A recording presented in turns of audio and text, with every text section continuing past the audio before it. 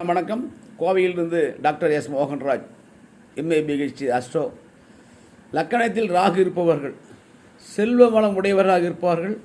புரிந்து கொள்வதற்கு கடினமானவர்கள், நிதானமின்றி எதையும் செய்யக்கூடியவர்கள். லக்கணத்தில் கேது பகவான் இருந்தால் கற்பனை திறன் உடையவர்கள், தனிமையை அதிகம் நேசிக்கக்கூடியவர்கள், சோம்பல் குணம் உடையவர்கள், நல்ல நடத்தை உடையவர்கள், பல விஷயங்களில் அறிந்து வைத்திருப்பார்கள். பொருளாதார வசதி நிலையாக இருக்கும்.